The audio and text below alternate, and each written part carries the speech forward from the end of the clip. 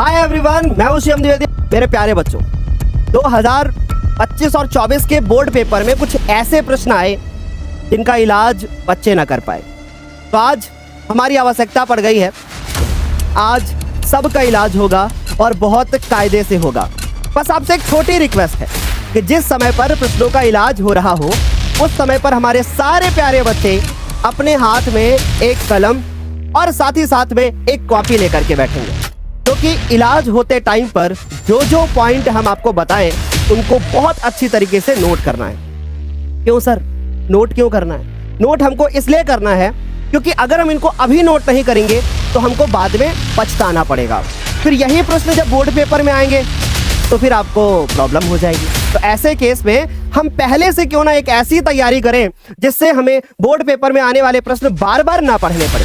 अच्छा सर, अब मुझे ये बताइएगा कि बोर्ड का पेपर कैसे आता है, क्या उसका पैटर्न होता है, किस तरीके के क्वेश्चन होते हैं। तो बहुत ध्यान से हमारी बात को सुनना।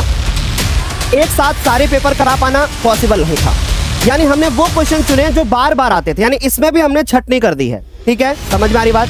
मैं पुनः एक बार जब ये पूरा हमारा सिलेबस खत्म हो जाएगा तो मैं इसको फिर से कराऊंगा।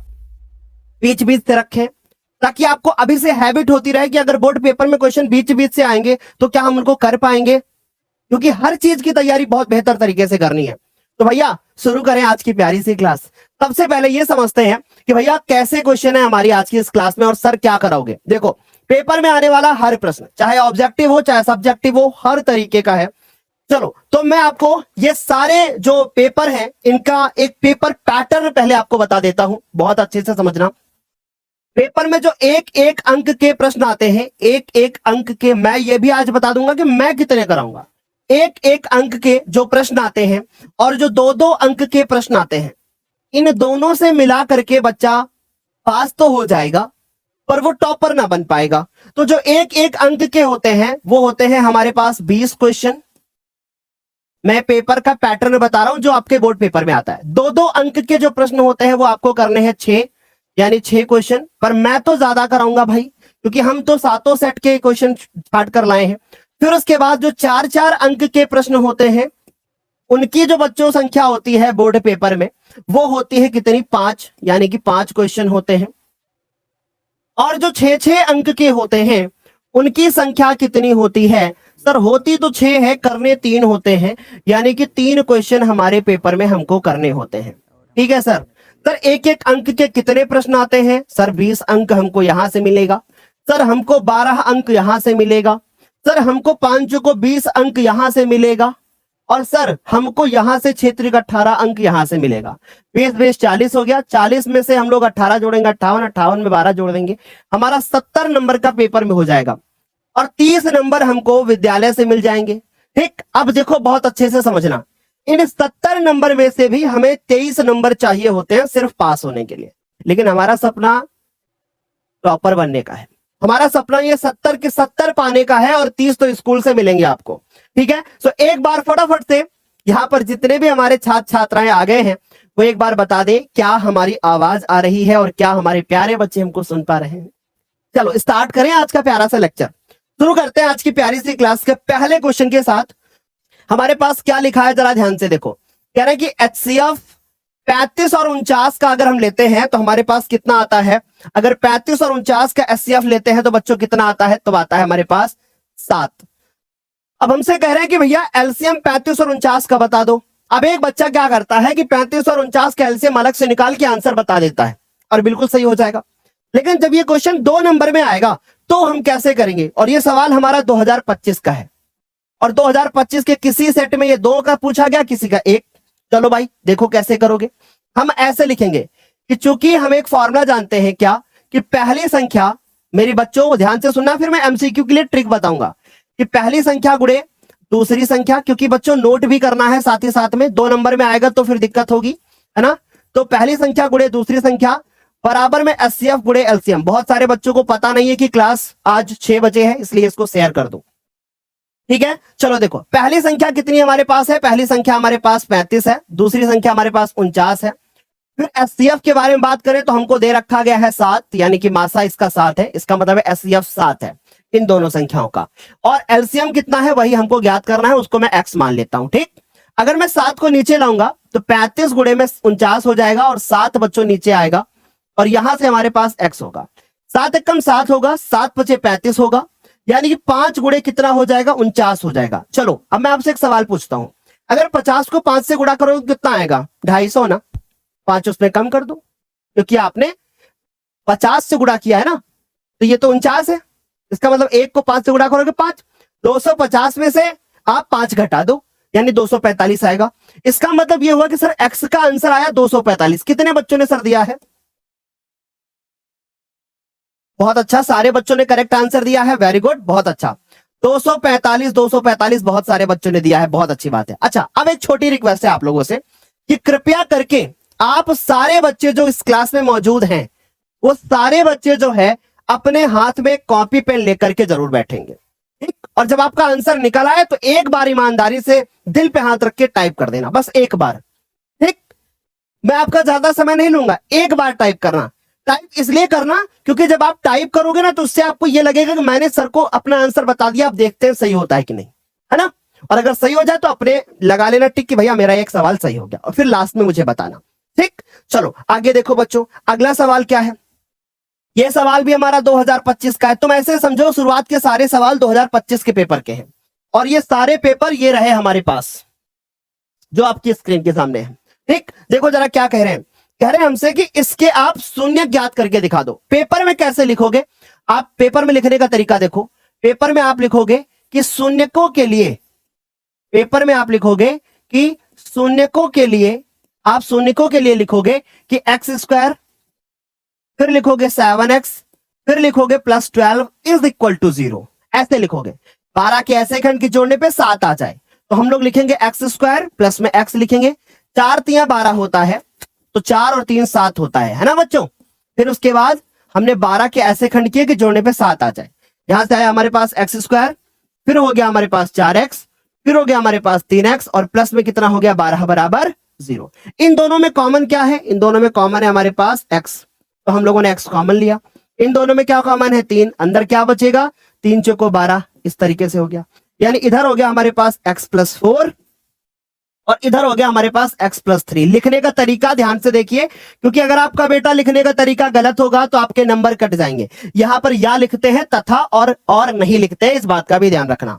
और x+3 बराबर कितना हो जाएगा 0 हो जाएगा, यानी x बराबर कितना हो जाएगा -3 और उसके बाद ये भैया आ गया हमारे पास x बराबर -4। राज भैया हमारे बच्चे क्या आंसर कर रहे हैं, ए कर रहे हैं 62%, बहुत अच्छी बात है। जिनका भी आंसर करेक्ट आ गया है और उनका आंसर एकदम करेक्ट है, वो बच्चे अब एक काम करेंगे, वो बच्चे ये करेंगे कि भैया अगर आंसर आपका करेक्ट हो गया है तो आप सबसे पहले वीडियो को लाइक करके अपने दोस्तों के साथ शेयर करेंगे, ठीक है। तो चलो भाई आ गया, बहुत अच्छा, वेरी गुड सर, आंसर आ गया हमारा, बहुत अच्छी बात है, बहुत अच्छा है, बहुत अच्छा है, ठीक है। आगे चलो, चलो आगे चले बेटा, चलिए। तो यहां तक सारे बच्चों को समझ में आया। आगे देखो, हाँ फिजिक्स भी कराऊंगा, अभी तो मैंने 2 लेक्चर एनसीईआरटी के लिए हैं, फिर इसी तरीके से मैं सारे करा दूंगा आपको, ठीक। तो एक साथ फिर 2-2 दिन साइंस हो जाता, इसलिए आज हमने मैथमेटिक्स की क्लास कर ली, ठीक। कल हम लोग करेंगे किसी दूसरे सब्जेक्ट की क्लास, सब कुछ कराया जाएगा। अब ये सवाल आप देखो जरा 2025 में पूछा गया, मैंने कहा ना शुरू के सारे सवाल 2025 के पेपर के हैं। एक परिमेय संख्या और एक अपरिमेय संख्या का योगफल क्या होगा। जो बच्चे बैच से पढ़ते हैं उनको सारे पेपर दिए गए हैं, तो आप अपने पेपर से मिला भी सकते हो बेटा, लेकिन बाद में मिला लेना, अभी पढ़ाई करो, ठीक। कह रहे हैं एक परिमेय संख्या और एक अपरिमेय संख्या, अगर हम इन दोनों को जोड़ते हैं तो योगफल क्या होगा, ऐसे बोला गया है। चलो एक परिमेय संख्या निकालते हैं। जैसे हमने कहा एक परिमेय संख्या आ गई हमारे पास 2, एक अपरिमेय संख्या जैसे कि हमारे पास √3।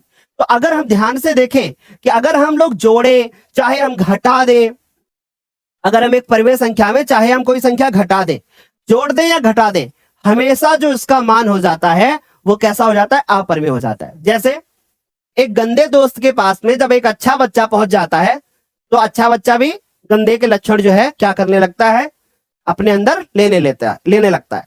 बिल्कुल वैसे ही होता है कि जब एक परिमेय संख्या जब अपरिमेय से मिलती है, जो दोनों आपस में जुड़ती हैं या फिर घटती हैं, तो हमेशा वो अपरिमेय हो जाती है, ठीक। समझ में आ रही बात। तो हमारा करेक्ट आंसर हो जाएगा कि भैया वो कैसी हो जाती है, अपरिमेय हो जाती है। अच्छा अपरिमेय संख्याएं क्या होती हैं, कोई बता पाएगा। वो संख्याएं जो संख्याएं हमारी p/q रूप में ना हो, ठीक है, जो संख्या हमारी p बटे q रूप में ना हो उनको हम लोग बोलते हैं अपर में। अच्छा, दूसरी चीज समझना, जैसे एक सवाल आता है पाई क्या है ना, एक सवाल ये आता है बोर्ड पेपर में कि पाई क्या है, कौन सी संख्या है पाई। तो पाई जो है बच्चों वो कैसी संख्या है, पाई एक अपरिमेय संख्या है। फिर से बता दूं, पाई एक कैसी संख्या है, पाई एक अपरिमेय संख्या है। अब कुछ बच्चे बोलते हैं सर पाई की जो वैल्यू होती है वो तो 22/7 होती है, तो पाई का मान 22/7 होता है, लेकिन वो सिर्फ किसी प्रश्न को हल करने के लिए होता है। क्लियर है सर, बढ़िया से एकदम। चलो मैं आगे, चलो आगे, वाह क्या बात है, एक तरफ से सारे बच्चे हमारे आंसर कर रहे हैं। चलो अगला क्वेश्चन देखो, मैं ट्रिक्स भी बताऊंगा और साथ में सॉल्व करके भी दिखाऊंगा ताकि 2 नंबर के क्वेश्चन आपके होते रहें। अब मान लीजिए ये क्वेश्चन आया हमारे पेपर में और हमसे बोला क्या गया कि भैया कॉट थीटा बराबर 8/15 लिखा है और हमसे बोला गया साइन थीटा की वैल्यू क्या होगी। अच्छा देखो, मैं आपको पहले ट्रिक बताता हूं फिर मैं सॉल्व करके बताऊंगा, ठीक। चलो देखो, जैसे मान लीजिए कि हमारे पास कॉट बराबर क्या होता है, आधार बटे लंब। इसका मतलब ऊपर वाला क्या है, आधार है, और नीचे वाला क्या है, नीचे वाला लंब है। ये आपने मन में सोचा ना, और अब आपने फिर सोचा अच्छा साइन थीटा बराबर क्या होता है, आपने सोचा ओ भाई साइन थीटा बराबर जो होता है ना वो होता है लंब बटे कण। यानी क्लियर है सर, क्लियर है कि ऊपर जो होना चाहिए वो 15 होना चाहिए, तो हमने ऊपर 15 कर दिया, ठीक। अच्छा बताओ, अभी तक मैंने कोई कैलकुलेशन करी क्या, नहीं, हमने सिर्फ ये देखा कि भाई कॉट थीटा बराबर आधार बटे लंब होता है, मन में सोचा अच्छा लंब होता है, लंब 15 है, इसका मतलब साइन में भी ऊपर 15 होना चाहिए। अब जिसमें ऊपर 15 होगा वो आंसर होगा। अब देखो ये आंसर नहीं हो सकता और ये नहीं हो सकता, कोई कैलकुलेशन नहीं हुई अभी। अब दिमाग लगाया कि भैया इसमें नीचे कण होता है और हमारे सर ने कहा था कि लंब का मान हमेशा छोटा होता है, कण का बड़ा होता है। इसका मतलब सर समझ गए कि इसके नीचे 8 लिखा है, ये तो छोटा नंबर है, ये खत्म हो गया। इसका मतलब करेक्ट आंसर ये हो गया। विदाउट एनी कैलकुलेशन ऐसे सवाल आप चुटकियों में समाप्त कर सकते हो, ठीक, समझ गए। अब मान लीजिए यही सवाल हमारे पेपर में किसी दूसरे सेट में 2 नंबर का आ गया, ठीक। मान लो यही सवाल हमारे 2 नंबर का आ गया, है ना, 2 नंबर का आ गया। अगर मान लो ये सवाल 2 नंबर का आता है तो हम क्या करेंगे, तो कैसे लिखेंगे, हम ऐसे लिखेंगे, हम लोग लिखेंगे कि चूंकि कॉट थीटा बराबर 8/15, फिर हम लोग लिखेंगे कि भैया आधार बराबर 8 है और लंब बराबर कितना है, 15 है। तो हम क्या करेंगे, कण निकालेंगे, है ना, तो हम लिखेंगे कण का स्क्वायर बराबर लंब का स्क्वायर और फिर लिखेंगे हम आधार का स्क्वायर। क्लियर है। अच्छा सर लंब का कितना वैल्यू दिया गया है, 15, 15 का स्क्वायर करेंगे और ये 8 का स्क्वायर करेंगे, 15 का स्क्वायर 225 हो गया और 8 का हो गया 64। ठीक है, यहां तक सारे बच्चों को क्लियर, ठीक है, यहां तक आ गया हमारे पास कण, ठीक। अब ये हो गया हमारे पास बच्चों कण बराबर अंडर रूट, इनको जोड़ दिया 2 8 9, यानी सर कण का जो वैल्यू आ गया वो कितना आ गया, वो आ गया सर 17। बस कण की वैल्यू को यहां पे 17 लिखना है और ऐसे आंसर करना है, 2 नंबर मिल गए। क्या यहां तक सारे बच्चों को क्लियर, बहुत अच्छा। एक बच्चा है वो शायरी लिख के बोल रहा है, उसका नाम है कीर्ति प्रजापति। कीर्ति अभी पढ़ाई कर लो, है ना, पढ़ाई कर लो बेटा अच्छे से, गुड, बहुत अच्छा, शायरी आपकी बहुत अच्छी है, लेकिन अभी वक्त है हमारा पढ़ाई करने का और हमें सिर्फ पढ़ाई करना है, राइट। हाँ, फिर मैं बीच बीच में आपको भी कहानियां भी सुनाऊंगा बहुत प्यारी प्यारी, ठीक है, एक पापा वाली और कहानी सुनाऊंगा मैं बहुत प्यारी सी आपको बीच में, अभी ध्यान से देखो। यहां तक क्लियर हो गया इतनी बात, चलो मैं आगे, वाह क्या बात है। चलो तो अब आगे बढ़ते हैं हम लोग, सवाल नंबर हम लोग किसके बारे में बात करते हैं, 5 के बारे में बात करते हैं। अब ये क्या लिखा है, करें cosec A minus cot A और फिर लिखा कि 1 प्लस कॉस ए, हमें इसकी वैल्यू को बताना है कि क्या होना चाहिए।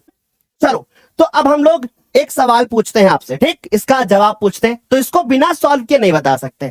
तो हमने क्या लिखा, हमने लिखा कॉसेक, क्या लिखा कॉसेक ए, फिर क्या लिखा हमने कॉट ए, इधर करते हैं, ठीक, हमने क्या लिखा कॉसेक, कॉसेक को क्या चेंज कर सकते हो 1/sin ए, आवाज बहुत कर रही है सच यार, और कॉट ए बराबर क्या होता है, कॉस ए बटे साइन ए। क्या यहां तक क्लियर हो गई बात।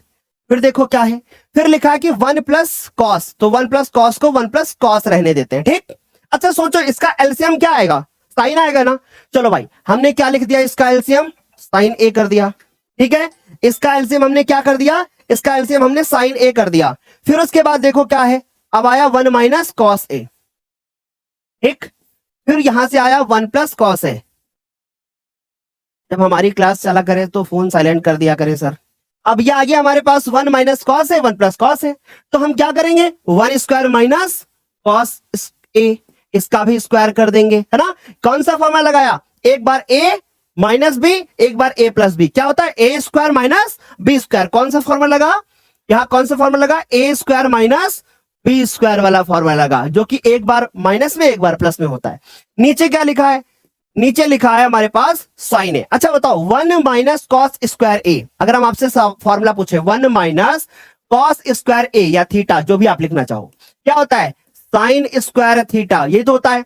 यानी ऊपर हो जाएगा साइन स्क्वायर ए और नीचे क्या हो जाएगा साइन ए। अच्छा ऊपर साइन कितनी बार लिखा है, ऊपर जो साइन लिखा हुआ है वो 2 बार लिखा हुआ है और नीचे 1 बार लिखा हुआ है। इसका मतलब सर समझ गए, ये खत्म हो जाएगा, इससे खत्म हो जाएगा और हमारे पास क्या बचेगा, हमारे पास बचेगा ऊपर का साइन ए। ठीक, इसका मतलब सर करेक्ट आंसर क्या होगा ये। अब कोई बच्चा कहे कि भाई ये जो सवाल है सर क्या एमसीक्यू में आ सकता है, क्या 2 नंबर में आ सकता है, बिल्कुल। यानी ये जो सवाल आप यहां देख रहे हो ये कितने अंक वाला सवाल है, ये 2 अंक वाला सवाल है। ठीक, ये 2 अंक का पूछा जाता है। दूसरी चीज बता दूं कि जो ये सवाल आप यहां स्क्रीन पे देखे हैं, ये सवाल 2025 के पेपर में आया हुआ है। सेट है हमारे पास बीवी, ठीक, बीवी सेट का हमारे पास ये सवाल आया हुआ है। ठीक, अच्छा दूसरी चीज आपको बता दूं कि ये सवाल हमारा एनसीईआरटी का सवाल है। भाई कौन है ये परेशान करके बैठा है, अब 1 मिनट रुकना बच्चों, ठीक है, फोन है स्विच ऑफ। ठीक, तो यहां तक सारे बच्चों को क्लियर आ गई बात समझ में, वेरी गुड, बहुत बढ़िया दीपचंद जी, बहुत अच्छी तरीके से आप आंसर कर रहे हैं, बहुत अच्छा लग रहा है। चलो आगे चलते हैं बच्चों, यहां तक सारे बच्चों को क्लियर। अब हमारे पास छठा सवाल आया, क्या बोला जा रहा है प्रश्न, हमसे कह रहे हैं कि कॉसेक थीटा का मान बता दो। ठीक, हमसे क्या पूछा जा रहा है, कॉसेक थीटा की वैल्यू बताओ। ठीक, अब मान लो किसी बच्चे को नहीं याद है कॉसेक थीटा की वैल्यू, तो कैसे बताएगा, मान लो उसको याद ही नहीं है, उसको याद नहीं वैल्यू, लेकिन आपको उसको ये याद है कि कॉसेक थीटा बराबर होता है, ऊपर होता है कर्ण और नीचे होता है हमारे पास लंब, यही तो होता है। यानी ऊपर बड़ी होगी नीचे वैल्यू छोटी होगी, ये बात पता चल गई। अब देखो ऊपर बड़ी वैल्यू है, नीचे वैल्यू हमारी छोटी दिख रही है, क्या ये वैल्यू हो सकती है, हो सकती है। ऊपर छोटी वैल्यू है, ये बड़ी वैल्यू, क्योंकि √3 का मान 1 दशमलव कुछ होता है, 1.7, तो ये वाला आंसर खत्म। √2 की वैल्यू होती है 1.41, ऊपर बड़ा मान है नीचे 1 है, ये वाला आंसर हो सकता है, परंतु ये वाला आंसर नहीं हो सकता। ठीक, तो अब ये 2 बचे, मुझे नहीं याद है तब भी मैं ऐसा बता रहा हूं, लेकिन कॉसेक 60 का वैल्यू जो होता है वो साइन 60 का उल्टा होता है। तो साइन 60 की वैल्यू कितनी होती है, √3/2, तो कॉसेक 60 की वैल्यू कितनी होती है, इतनी। अब तुम सोच लो बेटा, ये सवाल जब 2025 के बीवी सेट में पूछा गया होगा तो कितना ज्यादा आसान रहा होगा। ठीक, तो 2025 के पेपर में ये पूछा गया और कौन सा सेट था, ये हमारे पास BX दिख रहा है सबसे ऊपर, इसके बाद दूसरा सेट है बच्चों हमारे पास सीजे वाला विज्ञान का है, और उसके बाद ये रहा बीवी सेट, ये देखो ये दिख रहा बीवी, इस सेट का सवाल है ये, और इस सेट के सवाल का नंबर मैं आपको बता देता हूं, ये सवाल आपको इसी सेट में मिल जाएगा। ठीक है, अच्छा ये BX का है, ओके, तो ये सवाल आपको इन सारे सेट में मिल जाएंगे। ठीक, चलो तो यहां तक हमारे बच्चों को क्लियर हो रही होंगी चीजें, बहुत अच्छे से समझ में आ रही होंगी। चलिए मैं आगे चलता हूं बच्चों, अगला सवाल देखो, अगला सवाल भी हमारे पास सब जितने भी आप देख रहे हो स्टार्टिंग के सब 2025 के प्रश्न है। क्या कह रहा है, कह रहा है 2 संख्याएं दी गई हैं और हमें बोला जा रहा है कि इनका आप एचसीएफ बता दो, यानी कि मासा। मैं कैसे निकालूंगा, देखो सबसे पहले क्या लिखूंगा, 306 का लिखने का तरीका देखना, 306 का अभाज्य गुणनखंड लिखने का तरीका, क्योंकि लिखने का तरीका ही एक बच्चे को टॉपर बना सकता है। अगर उसके लिखने का तरीका अच्छा नहीं हुआ और टैलेंट कितना भी हो, तो भाई टीचर को तो नहीं पता ना कि वो बच्चे को क्या आता है कितना आता है ना, अगर लिखेगा ही नहीं वो। ठीक, तो बच्चों हमने लिखा 306, अब हमने लिखा 306 और 306 को जब हमने 2 से डिवाइड करना शुरू किया ऐसे, तो मुझे क्या मिला, ध्यान से देखो, अगर मैं इसको 2 से डिवाइड करूंगा तो मुझे क्या मिलेगा, 2 एक कम 2, फिर यहां बचे हमारे पास, ये आ गया 2 3 6 हो गया, 153 आ गया, इधर देखो कितना लिखा है 6 5 7, फिर मैं इसको 3 से काटता हूं, 3 25 15 और 3 एक कम 3, फिर इसके बाद 17 3 51 होता है, ये 3 से कट जाएगा तो यह आ जाएगा 1 और यह हो जाएगा 17। ठीक है, जय हिंद। इधर देखो यहां तक क्लियर हो गया सभी को? तो ये आ गया हमारे पास 306 बराबर कि 2 गुणे 3 गुणे 3 गुणे 17। क्लियर? फिर आ गया हमारे पास 657। अगर मैं 657 का गुणा करूं तो हमारे पास क्या आएगा? अगर मैं 657 का गुणा करता हूं तो क्या आएगा? जल्दी बताओ। चलो मैं 657 का करता हूं। बेटा बताने को तो मैं डायरेक्ट आंसर अभी ट्रिक से बता दूंगा फट से, लेकिन तुम्हें पेपर में लिखने के नंबर मिलेंगे। तो हमने क्या लिखा, ये इसको एमसीक्यू मत समझो, ये हम इसको 3 से काटते हैं। क्या 3 से कट पाएगा? चेक करते हैं। देखो 6 5 क्या होता है? 11, और 11 में 7 जोड़ोगे 18। 18 जो होता है वो 3 से कट जाता है, इसका मतलब ये 3 से कटेगा। तो 3 दूना 6, फिर 3 कम 3, और फिर मेरे पास कितना बचेगा? यहां से बचेगा 2, 3 9 27। फिर देखो 3 से काटते हैं, 3 7 21 और 3 3 को 9। ठीक, फिर क्या बचा हमारे पास? ये आ गया हमारे पास 73। अब 73 है, क्या ये 3 से कटेगा? बिल्कुल नहीं कटने वाला, छोड़ दो इसको। ठीक है, तो ऐसे छोड़ दो। अब हमको ये बात सर समझ में आ गई। क्या समझ में आ गई? कि भैया यहां पर मुझे 3 गुणे 3 दिख रहा है और यहां पर भी मुझे 3 गुणे 3 दिख रहा है। यानी सर समझ गए कि भाई 3 गुणे 3 और गुणे में कितना आ गया? 73 आ गया हमारे पास। ठीक, क्या बात समझ आ गई? अब देखो ये जोड़ा बन गया इधर का और इधर का, यानी कि एचसीएफ बराबर कितना आ रहा है? 9 आ रहा है। ठीक, तो ये बात हमारे प्यारे बच्चों को समझ में आ रही होगी। और कितने बच्चों ने सर इसका आंसर 9 दिया है? 68%। अच्छा, दूसरी चीज मैं आपको बहुत अच्छे से एक बहुत प्यारी सी ट्रिक बताता हूं जिससे तुम देख के आंसर बता पाओगे। बताएं? चलो देखो, अगर आप ध्यान से देखो तो ये संख्या मुझे कैसी दिख रही है? ये मुझे सम संख्या दिख रही है। और ये वाली संख्या तुम्हें कैसी दिख रही है? ये तुम्हें विषम संख्या दिख रही है। जब एक संख्या सम होगी और दूसरी संख्या विषम होगी तो 100% जो उसका मासा आएगा उसमें आपको सम संख्या देखने को नहीं मिल सकती, क्योंकि जब कॉमन हमें कोई सम नंबर मिलेगा ही नहीं तो हमारी सम संख्या कैसे आंसर हो सकती है? इसका मतलब जो बच्चे 18 दे रहे हैं वो पहले ही गलत है। क्लियर हो गई बात? अब बची तीनों संख्याएं। अब तीनों संख्या में भाग दे करके देख लिया जिससे डिवाइड हो रही थी, फिर हमने देखा भाई 3 से तो डिवाइड हो ही जाएगी, फिर उससे बड़ी संख्या का चेक किया 9, फिर 73 से डिवाइड किया तो नहीं हुआ, बस ऐसे बता दोगे। ठीक, बहुत अच्छी बात है। चलो आगे देखो, अब ये आ गया हमारे पास। अब सच बताना मुझे, क्या ये सवाल एनसीईआरटी में है? नहीं, एनसीईआरटी में ये सवाल है जिसमें ऐसे लिखा है और ऐसे लिखा है। याद करो, ऐसे लिखा है ना बच्चों, ऐसे। और ये सब चीजें जो आप यहां जैसे मैं बोल देता हूं ये एनसीईआरटी में है कि नहीं है, ये कैसे बता सकता हूं? ये सब इसलिए बता देता हूं मैं क्योंकि मैं 2014 से लेकर के अभी तक पढ़ा रहा हूं। पढ़ाते पढ़ाते मुझे कितने साल हो गए? 11 वर्ष। और उसके बाद मैंने 3 वर्ष पढ़ाई भी करी, है ना। जब हमने 10th पढ़ा, क्योंकि सही से पूछो तो 10th में बच्चों का मन लगता है पढ़ने में। 10th पढ़ा 11, तो 11 और 3 कितने हो गए? 14। यानी 14-15 सालों से लगातार हम क्या कर रहे हैं? पढ़ा रहे हैं। तो ये चीजें जो है, जैसे मैंने अभी बोला कि एनसीईआरटी में नहीं है, ये तभी आपको आएंगे जब आपके पास एक्सपीरियंस होगा, है ना। और आपकी दुआ से आप लोगों को पढ़ा पढ़ा करके एक्सपीरियंस हो गया है। अब हमने क्या निकालना? हमें निकालना बीच की दूरी। अब देखते हैं कितने बच्चे बता पाएंगे बीच की दूरी। क्या फॉर्मूला होता है बीच की दूरी का? √x1 माइनस x2 का होल स्क्वायर, है ना। या आप चाहो x2 माइनस लिख लो, x2 माइनस x1 का होल स्क्वायर, और प्लस y2 माइनस y1 का होल स्क्वायर। अब चाहे आप यहां 1 यहां 2 कर दो, कोई भी फर्क नहीं पड़ेगा। क्लियर है बच्चों? शेयर करते रहना इस क्लास को। आज बच्चों पहली क्लास शुरू हुई क्योंकि थोड़ा बड़ी क्लास हुई है और सिर्फ मैं पढ़ाऊंगा आज बस। ठीक, तो मैं 2a को मान लेता हूं, ये x2, ये y2 और ये x1, ये y1। अब बताओ 2a में से एक a चला जाएगा, यानी 2a में से एक a चला गया। ठीक, और फिर उसके बाद 2b में से एक b चला गया। तो अब मुझे बताइए, यहां से चला जाएगा तो कितना आएगा?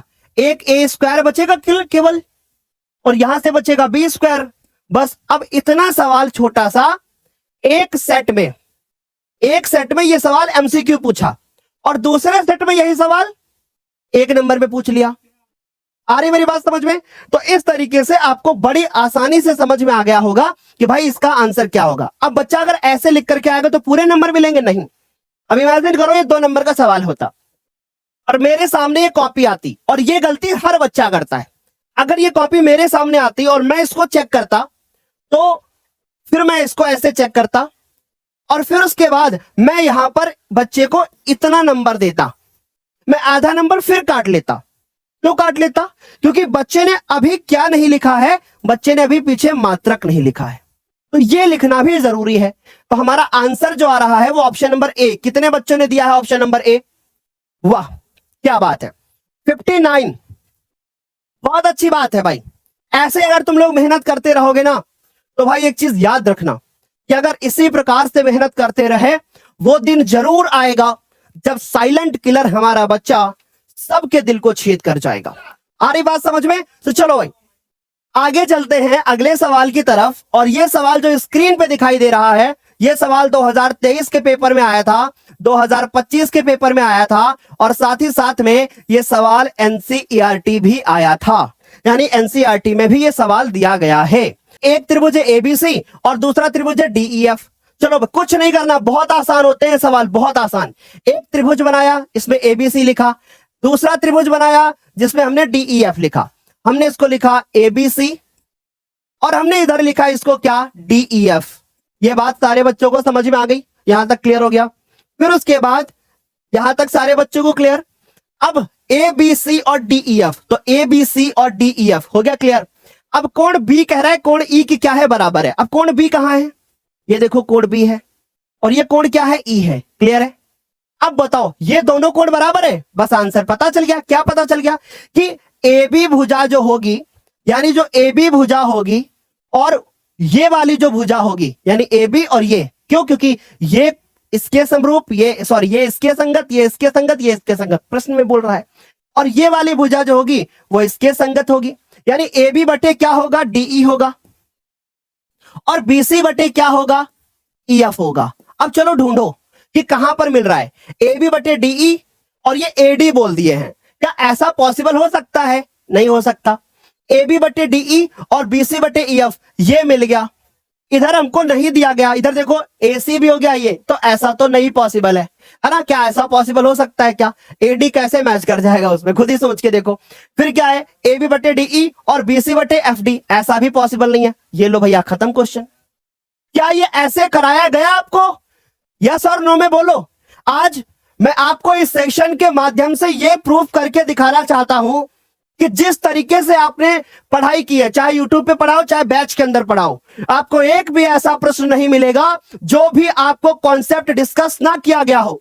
और ये सारे पेपर हमने आपको पेपर जो है वो बोर्ड के ऐप में अपलोड करके दिए हैं। तो आप मिलाइएगा कि एक भी ऐसा सवाल नहीं हो रहा है जो हम नहीं कर पा रहे हैं और जो हमने नहीं बताया हो। राइट? तो ये चीज आपको बहुत अच्छे से मैं क्लियर करके दूंगा। सर थोड़ा पानी।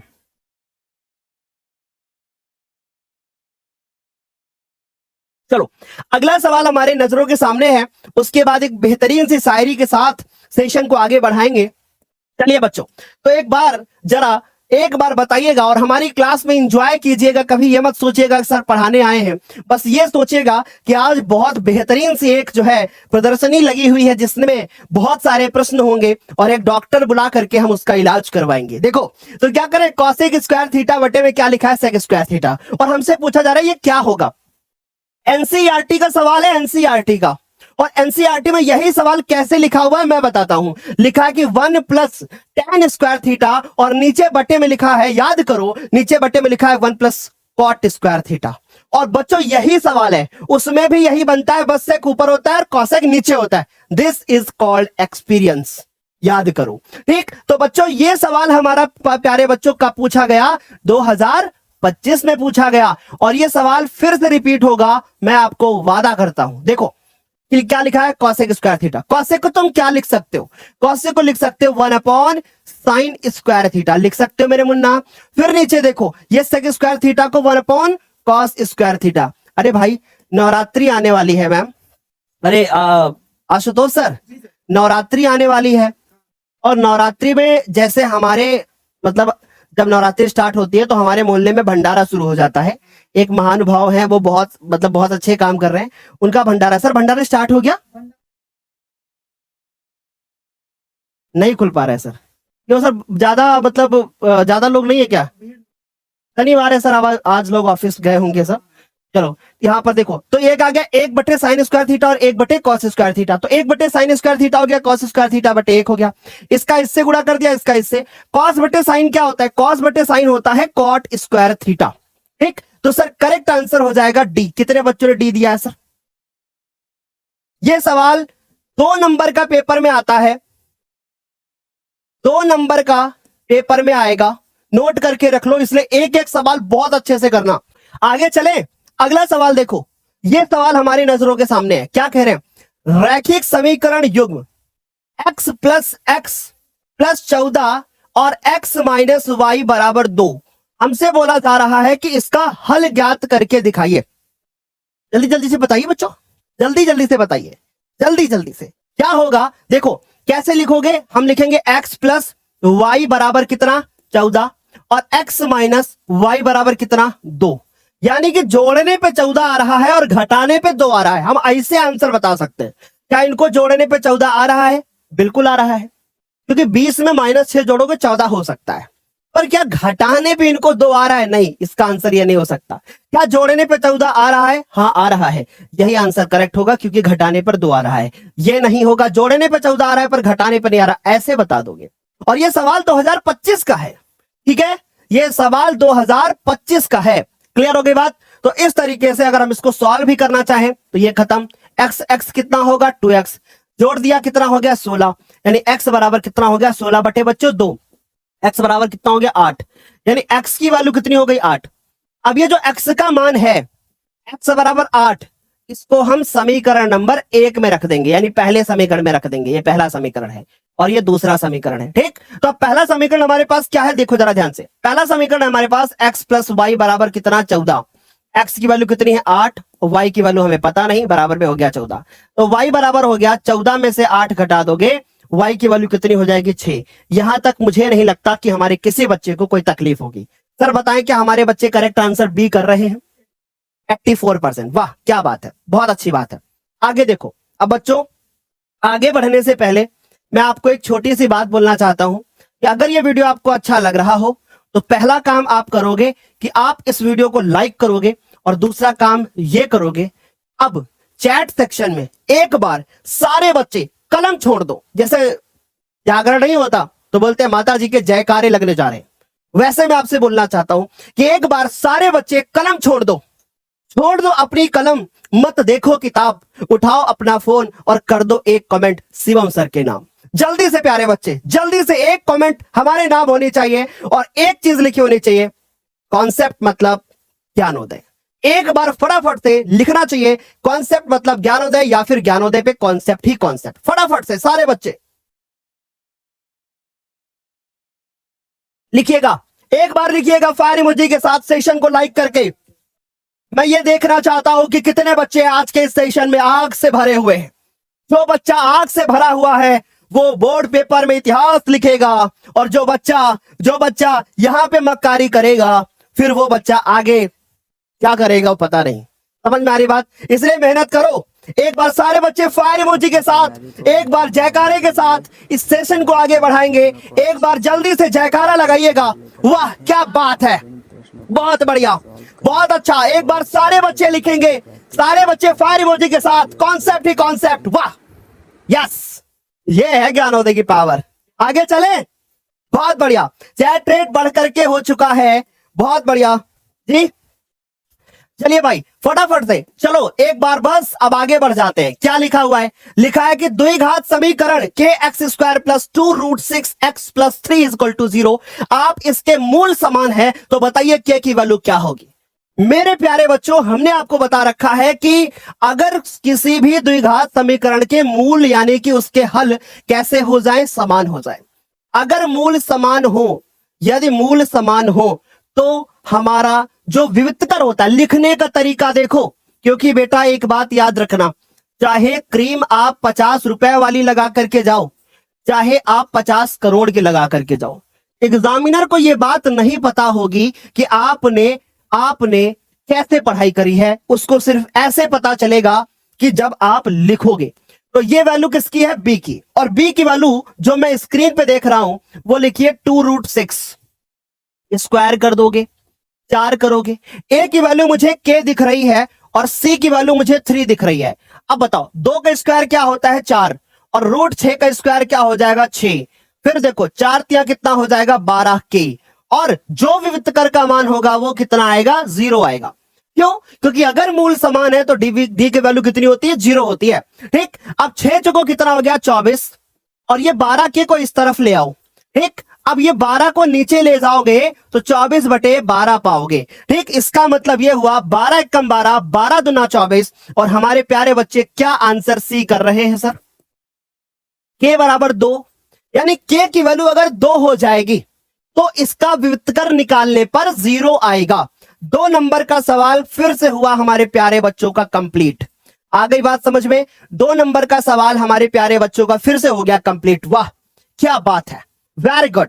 तो हमने क्या लिखा बच्चों? हमने क्या लिखा कि यदि द्विघात समीकरण kx² plus 2√6x plus 3 is equal to 0, अगर इसके मूल समान है तो k की वैल्यू क्या होगी? तो k की जो वैल्यू होगी वो हमारी 0 होगी। कैसे निकाला? ये a की वैल्यू, ये b की वैल्यू, ये c की वैल्यू, b की वैल्यू का स्क्वायर कर दिया, फिर 4 लिखा, a और c लिख दिया।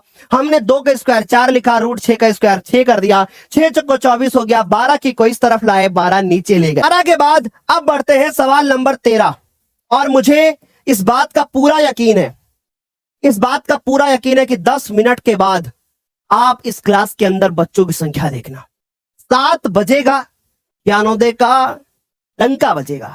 ठीक है, क्योंकि 7 का नाम ही है दूसरा ज्ञानोदय। शाम को 7 बजते ही सारे बच्चे इधर उधर उधर उधर भागने लगते हैं, कहते हैं अरे भाई चलो चलो क्लास शुरू होने वाली है। बहुत सारे बच्चे 7 बजे आएंगे, ठीक है, तो उनको भी बहुत कुछ मिलेगा। अगला सवाल कह रहा है इस एपी का मुझे 7वां पद बता दो, यानी 7वां पद क्या होगा? देखो, अगर मैं ट्रिक से के माध्यम से बताऊं, मैं ऐसे बता दूंगा, 0 आएगा चौथा पद, फिर उसके बाद 2 आएगा 5वां पद, फिर उसके बाद 4 आएगा छठा पद, फिर उसके बाद 7वां पद इसका हो जाएगा 6, आंसर 6 बता दूंगा। लेकिन बच्चों हर जगह पे ट्रिक नहीं लगती है, हमें कॉन्सेप्ट समझने होते हैं, क्योंकि जब तक कॉन्सेप्ट नहीं समझेंगे तब तक हम प्रश्न पेपर में नहीं कर पाएंगे। चलो देखो, अब हमारे पास ये क्या आता है? ये आ जाता है ए। अब ए हो गया मेरे पास, अब मैं क्या करूंगा? ए बराबर मुझे -6 दिख गया, ठीक।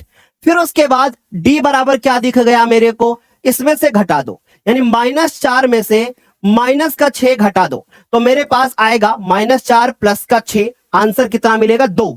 ये डी हो गया। अब मुझे कौन सा पद ज्ञात करना है? मुझे 7वां पद ज्ञात करना है, और 7वां पद का मतलब A7। A7 का मतलब A प्लस जितना भी नंबर यहां होगा उसमें से एक घटाओगे और डी लिखोगे, ठीक। ए की वैल्यू कितनी है मेरे पास? -6, फिर 6, ई की वैल्यू कितनी है? 2, 6 दूनी कितना हो गया? 12, और -6। अब बताओ -6 में से अगर हमारे पास ये हमारा क्या हो जाएगा? आंसर। तुम जिस सवाल को बोलोगे हम ऐसे देखेंगे और ऐसे आंसर बता देंगे, लेकिन सिर्फ हमारे एक्सपीरियंस से कुछ नहीं होगा, हमारे बच्चों को समझ में आना चाहिए, है ना? समझ में आ रही बात? हमारे एक्सपीरियंस से कुछ नहीं होगा कि मैं 14-15 साल से पढ़ा रहा हूं, कुछ नहीं फर्क पड़ता इससे। फर्क इस बात से पड़ता है कि हमारे बच्चों को समझ में आना चाहिए, क्योंकि बच्चे पेपर देने जाएंगे, हम नहीं। हमें घमंड इस बात का नहीं है, हमें घमंड इस बात का है कि हमारे बच्चे मेहनती हैं, राइट। तो भाई आप लोग मेहनत करते हो, बहुत अच्छा लगता है जब आप मेहनत करते हो बेटा, ठीक। ऐसे मेहनत करते रहना, माँ बाप के नाम को रोशन करते रहना। ये बात सारे बच्चों को समझ में आ गई।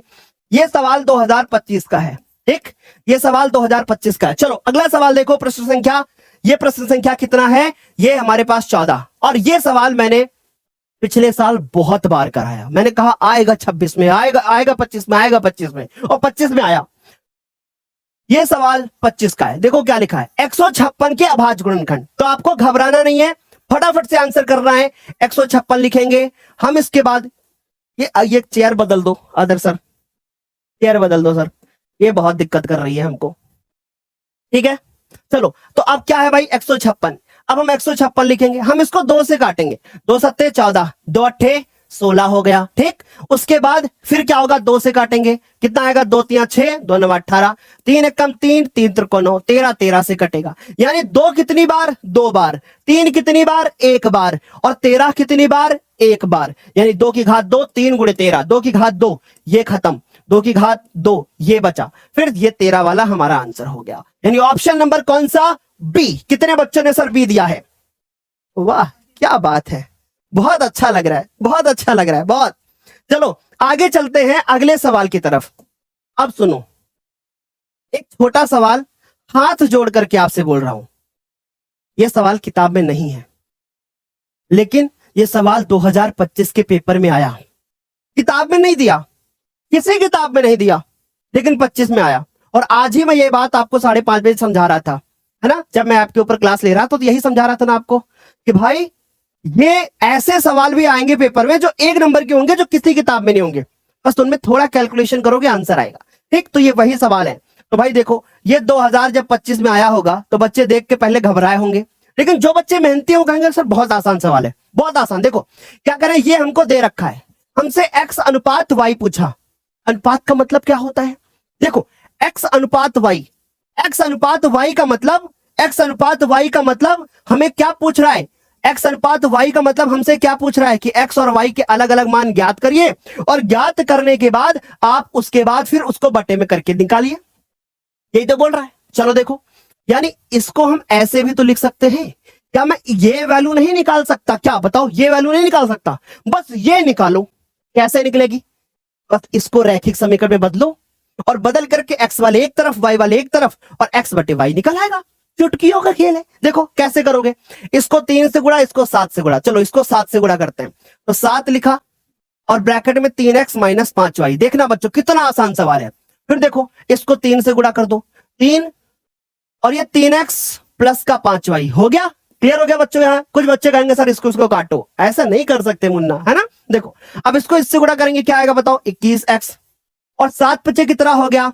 35y, और फिर ये हो गया 9x, है ना। फिर ये हो गया हमारे पास 5 तिया 15y। क्लियर हो गया? गुणा कर दिया, 7 से गुणा कर दिया 3 से, 3 पच्ची 15, 3 को 9। अब देखो ये 21 लिखा है ना, 21x लिख दूंगा, 9 इधर ले आओ, ये आ गया।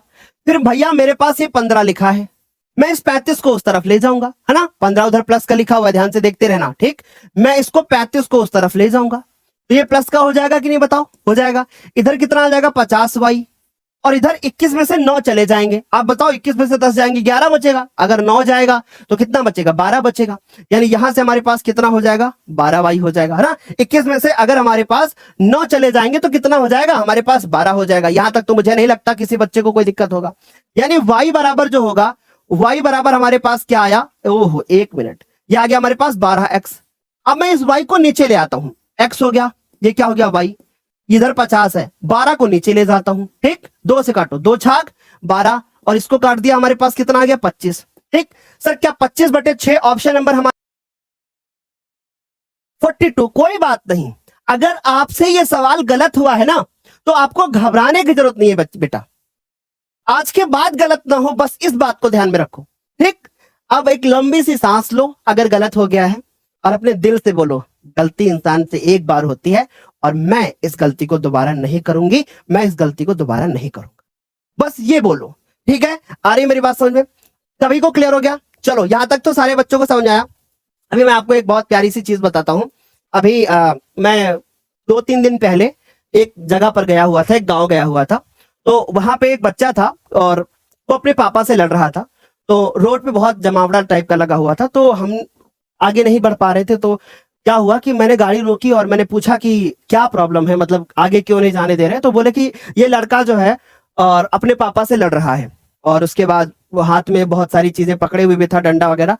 तो हमने सोचा अगर मैं समझाने की कोशिश करूंगा, पता चला मुझे ही मारने लगे, क्योंकि वो अपने बाप से ही बहुत अपशब्द में बात कर रहा था। बार बार उनसे बोल रहा था कि सठिया गए हैं, बुढ़ा गए हैं, ऐसे शब्दों का प्रयोग कर रहा है। अच्छा एक बात बताओ कि जिस बाप ने आपको इतना बड़ा बनाया, इस लायक बनाया कि आप उसको देख देख करके आगे बढ़ रहे थे अपने जीवन में, और आप उसी बाप को ऐसे बोलते हो, है ना। ऐसे बोलना चाहिए आपको? नहीं बोलना चाहिए ना। तो कोई भी हमारा बच्चा अगर ऐसा है जो अपने माँ बाप की जरा से भी कद्र ना करे, तो उसको कभी भी मैं ये सलाह नहीं दूंगा कि आप अपने पिताजी से ऐसे शब्दों का प्रयोग करके बात करें। कभी भी आपको ऐसे शब्दों पे बात नहीं करनी चाहिए। आपको ये सोचना चाहिए कि मैं उसी बाप से पैदा हुआ हूं, उसी बाप ने मुझे इतना बड़ा बनाया है। अगर कभी बाप ने आपको डांट भी दिया हो, कभी आपको डांट दिया हो, कभी आपको कुछ कह दिया हो, तो भी आपको बर्दाश्त करना चाहिए। कभी आपको ये नहीं सोचना चाहिए कि भाई मैं इतना बड़ा हो गया हूं। अभी आप उतने बड़े नहीं हुए हो, अभी आप बहुत छोटे बच्चे हो। तो बाप बाप होता है और बेटा बेटा होता है। आपको पिता हमेशा अच्छा ही होता है, बेटा भी अच्छा होता है, हम ये नहीं करें, नो डाउट बेटा गलत होगा, लेकिन आप अपने बाप के लिए इतने गलत शब्दों का प्रयोग कभी मत करना।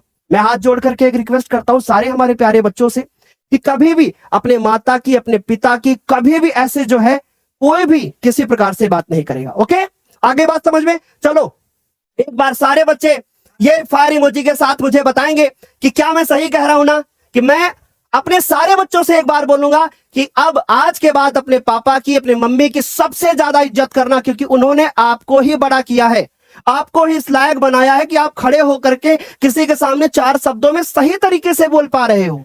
समझ मारी बात? मेहनत के लिए एक सब्सक्राइब ठीक, जरूर करना। हाँ, ये बात हमेशा याद रखना, ठीक है।